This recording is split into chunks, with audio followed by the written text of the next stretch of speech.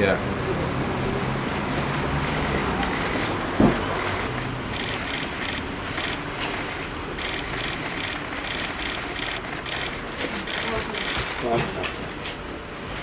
How are you? Good to see you. How are you? Listen, morning.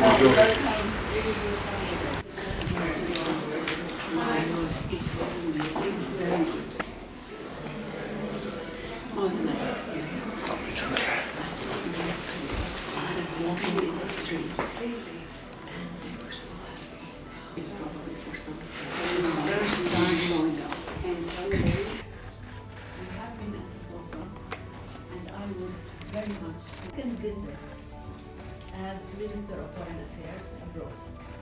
And after this people, the musical was out of this world, and what a beautiful message to the world on peace.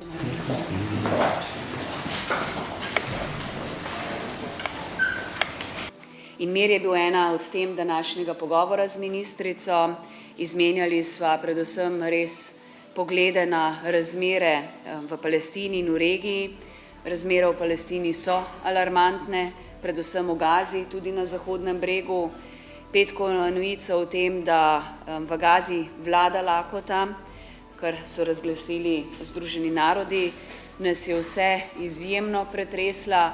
Veliko sva govorili o tem, kako je treba takoj vzpostaviti trajno, pravično premirje. Today, with Minister Fajon, we discussed the genocidal war on Gaza, the mounting humanitarian crisis, and the overall catastrophe created on the Gaza Strip, and Israel's use of starvation as a weapon of war. And we all know that this kind of starvation should never be present in this day and age, and it is a crime of war.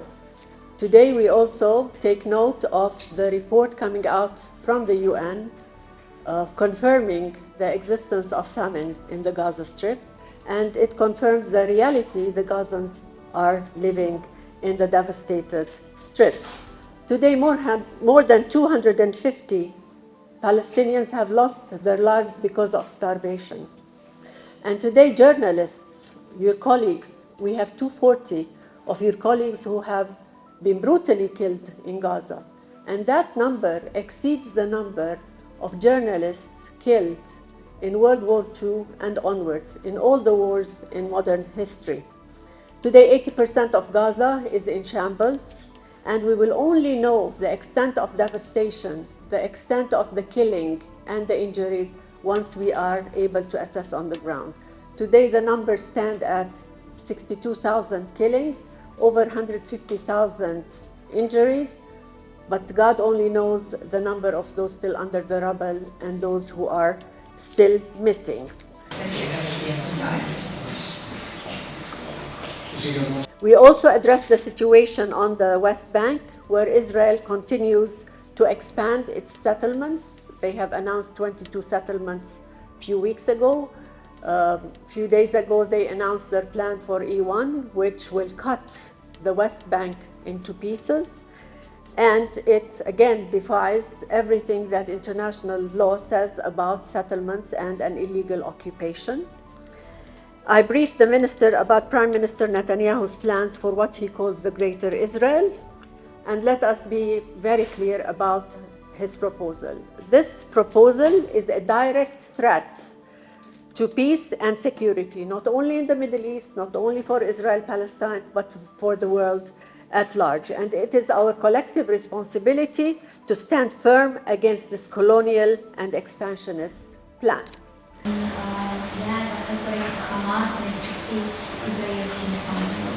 We are for the release of all hostages. The question should be twofold.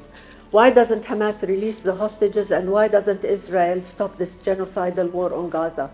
I think they go hand in hand, and both need to come to terms that the only way to move forward is for the release of hostages and for Israel to have a complete ceasefire that is permanent, so that it enables us to embark on a peace path that is much needed at this time.